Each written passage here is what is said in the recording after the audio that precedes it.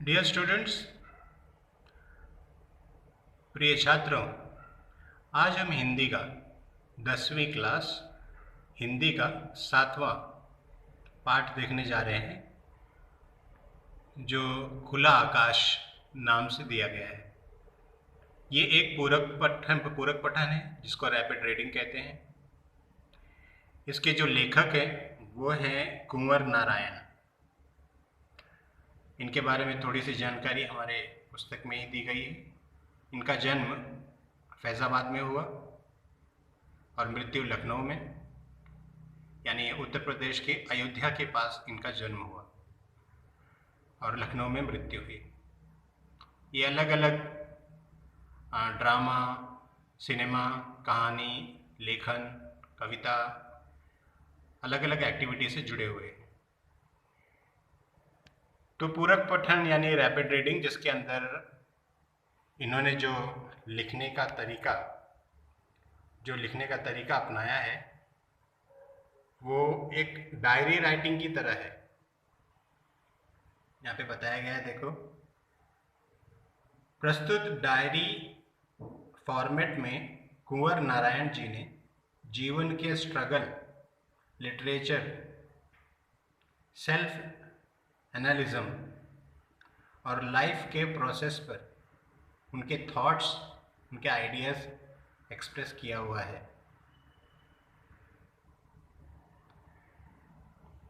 तो इस तरीके से इसको लिखते हैं। मतलब ये लेसन जो है, इसमें कोई स्टोरी नहीं है, इसमें लेखक की अपने विचारधारा है जो उन्होंने अलग अलग डेट्स पे, ये देखिए, ये पहले विचार को उन्होंने इस तारीख को लिखा, दूसरे को 10 मार्च 1998, फिर ये 8 अगस्त 1998। इस तरह उन्होंने अलग अलग दिनों पे जो भी विचार उनके दिमाग में आए उस विचार को उन्होंने प्रकट किया है इस पूरक पठन के ज़रिए। तो चलो देखते हैं कि उनके क्या विचार हैं, उनकी क्या राय है जीवन के बारे में या जीवन क्रम के बारे में, और हमारी विचारधारा यानी मनुष्य की सोच के बारे में क्या उनके विचार हैं, क्या उनकी राय है, कैसे वो अपने आप को स्पष्ट तरीके से व्यक्त करते हैं। अंदर की दुनिया, हमारे अंदर की दुनिया बाहर की दुनिया से कहीं ज़्यादा बड़ी है। हम उसका विस्तार नहीं करते, बाहर की अपेक्षा उसे छोटा करते चले जाते हैं और उसे बिल्कुल निर्जीव कर लेते हैं। आज़ादी, पूरी आज़ादी अगर कहीं संभव है तो इसी भीतरी दुनिया में है, जिसे हम बिल्कुल अपनी तरह समृद्ध बना सकते हैं। स्वार्थी अर्थों में अपने लिए, निस्वार्थी अर्थों में दूसरों के लिए भी महत्व रखता है ये आज़ाद होने का अवस्था, और स्वयं अपने लिए तो विशेष महत्व रखता ही है। तो इस पैराग्राफ से लेखक ये बताना चाहते हैं कि हम जो बाहरी दुनिया को देखते हैं, इसके अलावा हमारे अंदर भी एक बहुत बड़ी दुनिया चल रही होती है। लेकिन अक्सर ऐसा देखा गया है कि लोग अपने अंदर की दुनिया को इम्पोर्टेंस यानी महत्व ना देते हुए, उसको ध्यान ना देते हुए छोटा छोटा छोटा और छोटा बना देते हैं, जिसकी वजह से वो जो अंदर की दुनिया है बहुत छोटी हो जाती है, और हम अगर चाहें तो उसे भी समृद्ध बना सकते हैं। मतलब हर चीज़ से संपन्न बना सकते हैं अपने अंदर की दुनिया को।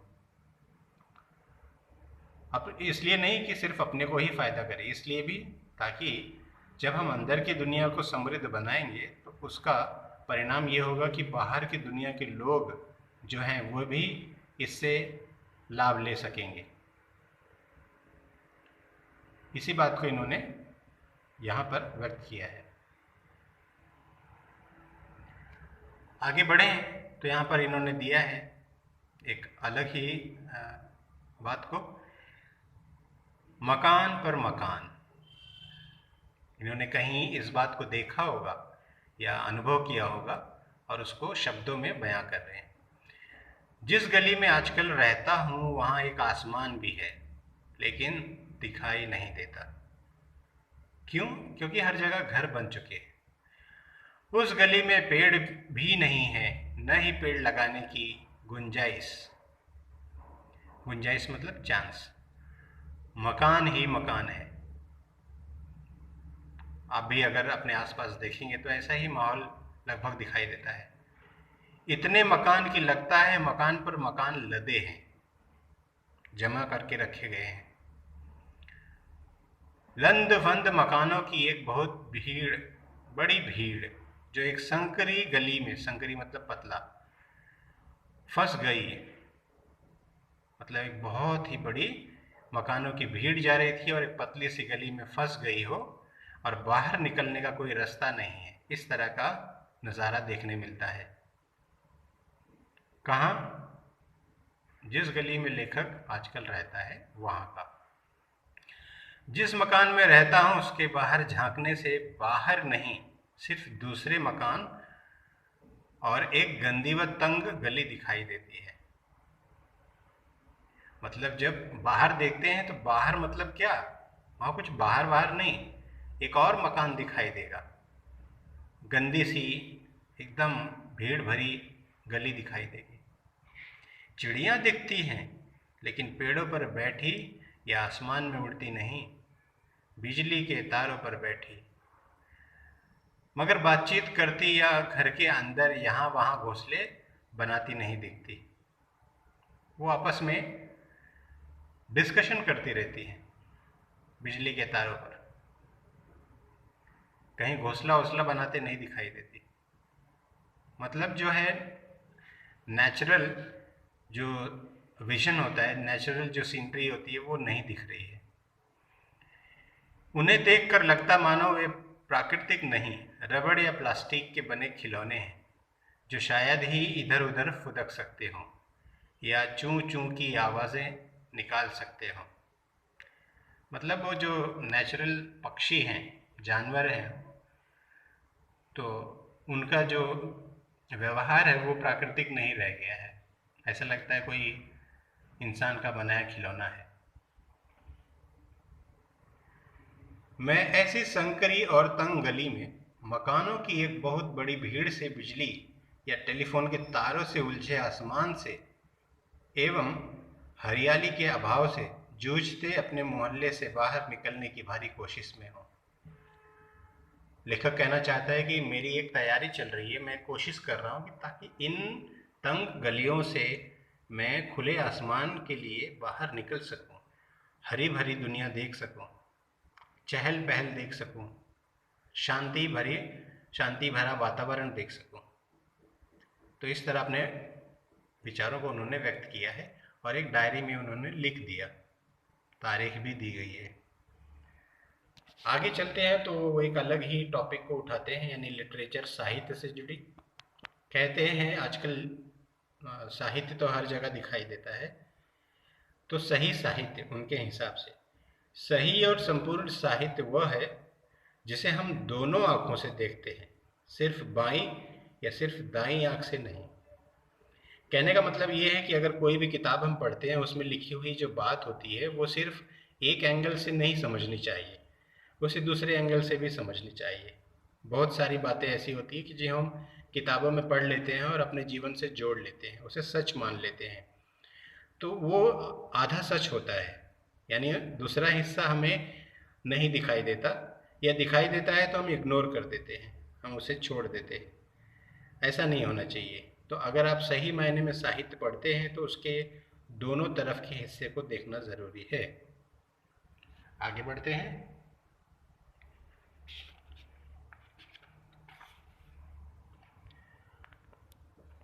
वो कहते हैं कि सबसे पहले जाने खुद को, नो योर सेल्फ। बिल्कुल चुपचाप बैठकर सिर्फ अपने बारे में सोचें।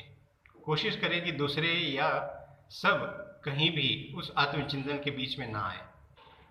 इससे दो फायदे होंगे। एक तो हम अपने को जान सकेंगे कि स्वयं क्या है, जो दूसरों के बारे में सब कुछ जानने का दम्भ रखते हैं। दूसरे, हमारे उस हस्तक्षेप से दूसरों की रक्षा होगी। जिसके प्रतिक्षण मौजूद रहते हुए अपने बारे में ना तो संतुलित ढंग से सोच पाते हैं, ना सक्रिय हो पाते हैं। दूसरों की सोच समझ में भी उतना ही भरोसा रखें, दूसरों की सोच समझ में उतना ही भरोसा रखें जिनमें हमें अपनी सोच समझ में है।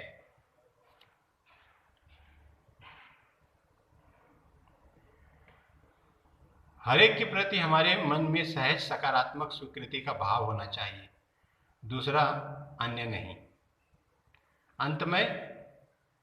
अंतमय है, हमारे ही प्रतिरूप, हमसे अलग या भिन्न नहीं। यहाँ पर बताने की कोशिश की गई है कि पहले तो इंसान को खुद को जानना चाहिए, और दूसरों को जानने का लाभ भी क्या है। जीवन हमारा है, हमें अपनी अच्छी बुरी चीज़ों का ध्यान रखना है। तो कुछ देर चुपचाप आंखें बंद करके ऐसे बैठ जाइए और कोशिश करो कि आप किसी और की बातों से डिस्टर्ब नहीं हो रहे हो। आपके अंदर जो चल रहा है उस पर आप नज़र रख रहे हो। आपके विचार, आपके व्यवहार, आपका जीवन, आपकी सोच कैसी है, उसको आप निगरानी रखिए। तो दो बातों पे ध्यान देनी है। एक तो हम दूसरों के जीवन में हस्तक्षेप यानी डिस्टरबेंस ना करें, और दूसरा कि चाहे वो एक इंसान हो या हर इंसान हो, किसी और के चक्कर में नहीं पड़ना है, ताकि जैसे हम चाहते हैं कि दूसरे हमें सहयोग करें, वैसा ही सहयोग और लोग भी तो हमसे चाहते हैं। इस वजह से शांत होकर अपने आप को ढूंढना, समझना, जानना बहुत ज़रूरी है। हर एक के प्रति हमारे मन में सहज सकारात्मक स्वीकृति का भाव होना चाहिए। We should be able to accept people simply. जैसे लोग हैं वैसे उनको स्वीकार करो, और सबसे जुड़ा जो काम सामने आता है, करने लायक होता है, उसे करते जाओ, एक दूसरे को सहयोग करो। दूसरा अन्य नहीं, कोई और विचार आने की ज़रूरत भी नहीं, कोई और चीज़ स्वीकार करने की ज़रूरत भी नहीं। जीवन अंतमय है, मतलब समाप्त हो जाता है, और जो इंसान है वो हमारे जैसा ही है, हमसे अलग नहीं है। तो अगर हम खुद को जान लें तो हम दूसरों की भी हालत को, सोच विचार को समझ पाएंगे। अब बढ़ते हैं अगले विचार की तरफ जो उन्होंने लिखा है। सिर्फ मनुष्य होते, कुछ लोग होंगे सोचते होंगे कि आखिर क्यों होता है, कैसे होता है कि आदमियों में ही कुछ आदमी बाघ, भेड़िए, लकड़बग्घे, सांप, तेंदुए, बिच्छू, गोजर वगैरह की तरह होते हैं, और कुछ आदमी गाय, बकरी, भेड़, तितली वगैरह की तरह। मतलब एक तरह के इंसान जो दूसरों पर निर्भर रहते हैं, दूसरों के सुख, दूसरों के जीवन में तकलीफ पैदा करते हैं और अपना जीवन चलाते हैं। दूसरी ओर ऐसे लोग होते हैं जो सब कुछ सहते हैं, दूसरों का अत्याचार सहते हैं और सीधे साधे रहते हैं। ऐसा क्यों नहीं होता कि जिस तरह सारे बाघ केवल बाघ होते हैं और कुछ नहीं, या जैसे सारी गाय केवल गाय होती हैं और कुछ नहीं, उसी तरह सारे मनुष्य केवल मनुष्य होते और कुछ नहीं। मतलब इंसानों में ये बदलाव देखने मिलता है, तो ये बदलाव की ज़रूरत क्यों है? इंसान इंसान ही रहे ना, और कुछ नहीं। इंसान को कहते हैं लोग कि मैं शेर की औलाद हूँ, शेर का सीना है मेरे पास। अरे भाई, शेर का सीना की ज़रूरत ही क्या है यार? क्या आवश्यकता है कि हम जानवरों के व्यवहार को अपने जीवन में ढालें? इसकी ज़रूरत ही नहीं है। हम साधारण मनुष्य हैं, साधारण मनुष्य की तरह ही रहें तो ज़्यादा अच्छा होगा। जानवरों को जानवरों का जीवन जीने दें, जो मांसाहारी जानवर हैं उनको मांसाहारी ही रहने दें, जो शाकाहारी है उनको शाकाहारी रहने दें। वैसे ही चाहे हम बड़े परिवार से हों, किसी धर्म से हों, किसी देश से हों, इससे कोई फ़र्क नहीं पड़ता, हम इंसान हैं। और अगर हमारा नेचर अलग है तो उस अलग वाले नेचर को लेकर जीते रहना चाहिए, बजाय किसी को तंग किए। आगे देखते हैं, अगला लेख उन्होंने लिखा है छोटा सा, जो है लुका छिपा। कर जीना, लुका छिपा कर जीना। मुझे जीवन को सहज और खुले ढंग से जीना पसंद है। चीज़ों को लुका छिपा कर, बातों और व्यवहार को रचा बसा कर जीना सख्त नापसंद है। ये लेखक का विचार है। वह चारित्रिक बेईमानी है जिसे हम व्यवहार कुशलता का नाम देते हैं। इसके पीछे आत्मविश्वास की कमी झलकती है कि कहीं लोग हमारी असलियत को ना जान जाएं। आखिर वह असलियत इतनी गंदी और धूर्त हो क्यों कि उसे छिपाना ज़रूरी लगे। यहाँ पर लेखक ये बताना चाहते हैं कि मैं मेरे सिंपल लाइफ को जीना पसंद करता हूँ, एकदम ओपनली, खुली ढंग से।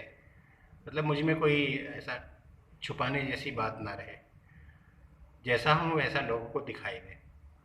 चीज़ों को लुका छिपा कर, यानी आधा सच बताना, आधा दिखाना, आधा नकलीपन, आधा सच्चाई, बातों और व्यवहारों को रचा बसा कर जीना पसंद नहीं है लेखक को। वह चारित्रिक बेईमानी है, मतलब अपने कैरेक्टर को ईमानदारी से ना पेश करके समाज में आप नकली चीज़ को दिखा रहे हो जिससे कहीं ना कहीं गड़बड़ होगी। वो आपको और दूसरों को, दोनों को नुकसान करेगी। लेकिन आजकल उसको व्यवहार कुशलता का नाम देते हैं। जैसे लोगों का कहना होता है, भाई जो दिखता है वो बिकता है। या लोग ये भी कहते हैं कि अगर हम सीधे साधे रहे तो ज़िंदगी जी नहीं पाएंगे। ऐसे बहुत सारे लोग अपने अपने विचार थोपते हैं, बताते हैं। तो लेखक को इस तरह का जीवन पसंद नहीं। इसके पीछे आत्मविश्वास की कमी झलकती है। लोगों को अपने ऊपर विश्वास नहीं होता है। लोगों को सच्चाई पर, अपने चरित्र पर विश्वास नहीं होता। और लोगों को ऐसा लगता है कि हम इस झूठे ज़िंदगी को नहीं जिएंगे तो लोग हमारी असलियत जान ना जाएं। लोगों को तो असलियत यूं ही पता चल जाती है, बताने की ज़रूरत नहीं होती। आखिर वो असलियत इतनी गंदी और धूर्त रखी ही क्यों है हमने कि उसे छुपाना पड़ रहा है। हमें खुद को इस तरह रखना चाहिए ताकि हम खुद खुलकर दूसरों के सामने जी सकें। बढ़ते हैं अगले विचार की तरफ, जो कहता है जीने का अर्थ। बुढ़ापे का केवल यही अर्थ नहीं कि जीवन के कुछ कर्म यानी कुछ कम वर्ष बचे हैं। यह तथ्य तो जीवन के किसी खंड पर भी लागू हो सकता है। बचपन, यौवन, बुढ़ापा। खास बात है, जो भी वर्ष बचे हैं, जब तक जीवित और चैतन्य हूँ, जिंदगी को क्या अर्थ दे पाता हूँ, ये अपने लिए उससे क्या पाता हूँ, ऐसा कुछ जिसका सबके लिए कोई महत्व है। लगभग इसी अर्थ में मैं साहित्यिक चेष्टा और जीवन चेष्टा को अपने लिए अविभाज्य पाता हूँ। लेखक अपने बारे में बता रहा है और इस तरह व्यक्त करता है खुद को कि मैं जीने का जो अर्थ है मेरे जीवन का, वो मेरे साहित्य जितना, मेरे लिए जितना साहित्य ज़रूरी है उतना ही उसी तरह का मेरा जीवन भी है। और इसी तरह के व्यवहार में जीना मेरे लिए अर्थपूर्ण है। 75 का हो रहा हूँ, यानी जीने के लिए अब कुछ ही वर्ष बचे हैं, लेकिन जीना बंद नहीं हो गया है। यह एहसास कि मृत्यु बहुत दूर नहीं है। उम्र के किसी भी मोड़ पर हो सकती है मृत्यु। ऐसा हुआ भी है मेरे साथ। तब तो यह सवाल अपनी जगह बना रहता है कि जीवन को किस तरह जिया जाए, सार्थकता से, अपने लिए या दूसरों के लिए।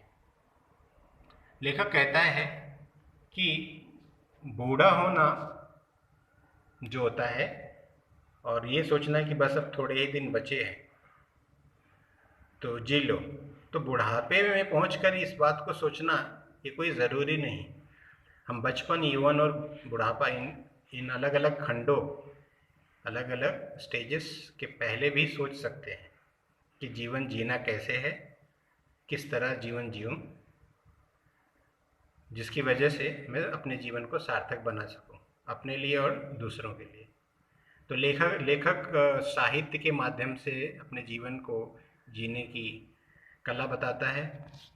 कहता है कि मैं 75 साल का हो गया, कुछ ही दिन बचा है, लेकिन फिर भी मैं इस तरह जी रहा हूँ कि मेरा जीना बंद नहीं हुआ है, कि एक स्टेज आ गया या फिर मृत्यु नज़दीक आ रही है तो मैं जीना बंद कर दूँ और मृत्यु का इंतज़ार करते रहूँ। इस तरह नहीं, वो खुलेपन से अपने जीवन को जीता चला जाता है। अगली बात कहते हैं कि दिल्ली में रहना। दिल्ली शहर में घर ढूंढ रहा हूँ, शहर जैसे एक बहुत बड़ी बस, सवारियों से लंद फंद हर वक्त चलायमान। दिल्ली में रहने का मतलब कहीं पायदान बराबर 2 कमरों में 2 पांव टिकाकर किसी तरह लटक जाओ और लटके रहो उम्र भर। जिंदगी का मतलब बस इतना ही है कि जब तक बन पड़े लटके रहो, फिर धीरे से कहीं भीड़ भाड़ में गिर जाओ। लेखक बताते हैं कि दिल्ली में रहना मतलब अपने जीवन को मृत्यु समान जीना बताया गया है। दिल्ली शहर में घर ढूंढ रहे हैं। शहर एक बड़ी बस की तरह है जिसमें सवारियां एकदम खचाखच भरी हुई हैं, चलती बस।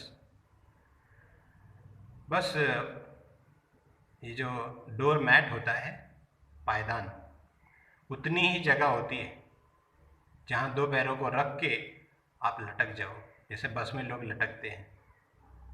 खाली 2 पैर रखने मिल जाएं बस, और ज़िंदगी भर लटके रहो। तो ऐसी ज़िंदगी का इतना ही मतलब है कि लटके रहो, फिर एक दिन गिर जाओ, मतलब ज़िंदगी ख़त्म। यही है दिल्ली में रहना। दिल्ली जैसे शहरों के बारे में बताने की कोशिश की है इस पैराग्राफ से।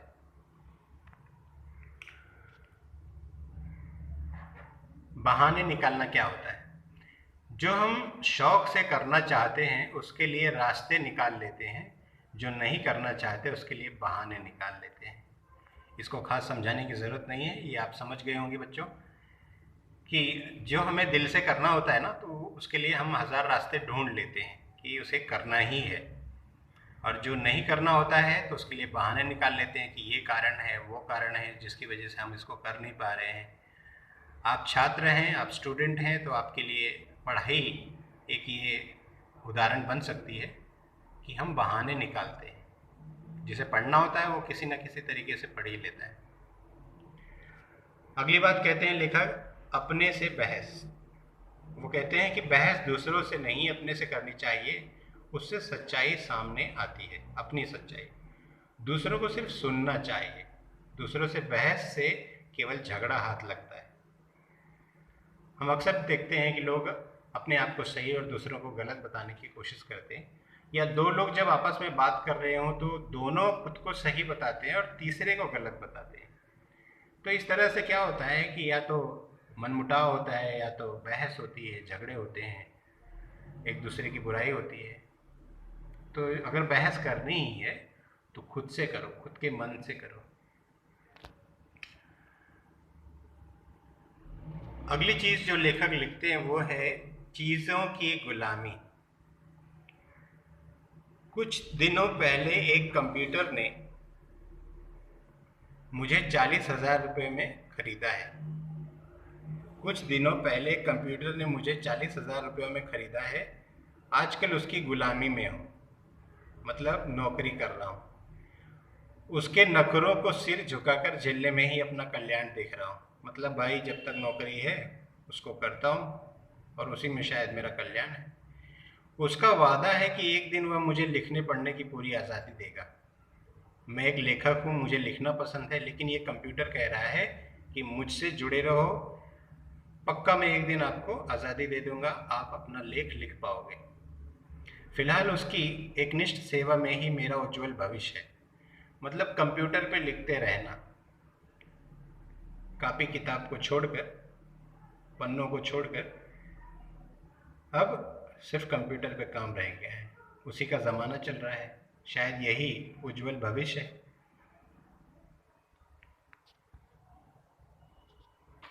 इसके पहले एक मोटर मुझे भारी दामों में खरीद चुकी है। लेखक कहते हैं कि एक मोटर जो है मुझे खरीद चुकी है, उसकी सेवा में भी हूँ। दरअसल चीज़ों का एक पूरा परिवार है जिसकी सेवा में हूँ। मतलब मैंने वस्तुओं को नहीं खरीदा है, प्रत्येक वस्तु जो मेरे जीवन में है उसने मुझे खरीद रखा है। और मैं चीज़ों को सेवा में नहीं ले रहा हूँ, चीज़ें मुझे सेवा में ले रही हैं। आदमी का स्वभाव नहीं बदलता या बहुत कम बदलता है। गुलामी करवाना उसके स्वभाव में है, सिर्फ तरीके बदल गए हैं, गुलामी की प्रवृत्ति नहीं। हजारों साल पहले एक आदमी मालिक होता था और दर्जनों गुलाम होते थे। अब हर चीज़ के दर्जनों गुलाम होते हैं। मतलब हमने अपनी जीवन को इतनी वस्तुओं से, इतने जिम्मेदारियों से घेर रखा है कि हम हर तरफ गुलामी का जीवन जी रहे हैं। स्मार्टफोन, स्मार्ट टीवी, स्मार्ट इंसान, स्मार्ट तरीके, smart lifestyle, smart work style, smart study, हर चीज़ स्मार्ट करके रखा है, लेकिन हम बेवकूफ़ हो गए हैं। हम बेवकूफ़ों की तरह जी रहे हैं। तो ये हमें इस आखिरी लेख से पता चलता है। इस तरह हमारा ये पाठ समाप्त होता है। आपके पाठ के पीछे शब्दार्थ दिए गए हैं, तो इन शब्दार्थ को आप पढ़ लीजिए, परीक्षा में आते हैं इनमें से। प्रैक्टिस के लिए, रिवीजन के लिए यहाँ पे स्वाध्याय दिया है, यानी एक्टिविटी दी गई है। आप इसको अगर पाठ को ढंग से पढ़ते हो, समझते हो, तो इन एक्टिविटीज़ को सॉल्व कर सकते हो। ठीक है, तो इस पेज नंबर 30 पर जो एक्टिविटी है इसको कर लीजिए। ये पर्सनल रिस्पॉन्स क्वेश्चन है, इसको आप डाइजेस्ट से या स्वयं से उत्तर लिख सकते हैं। अगले पृष्ठ पर जाएं, अगले पेज पर जाएं, तो वहाँ पे ग्रामर के बारे में, व्याकरण के बारे में एक्टिविटी दी गई है, इसको आप सॉल्व कर सकते हैं पेज नंबर 31 पे। और ये अपठित गद्यांश, मतलब एक पैसेज है, पैराग्राफ दिया है और उसके नीचे कुछ एक्टिविटी दी है। आप इसकी भी प्रैक्टिस कर सकते हैं, अभ्यास कर सकते हैं। प्रत्येक अभ्यास से, प्रत्येक कोशिश से आपका फायदा ही होगा, नुकसान नहीं।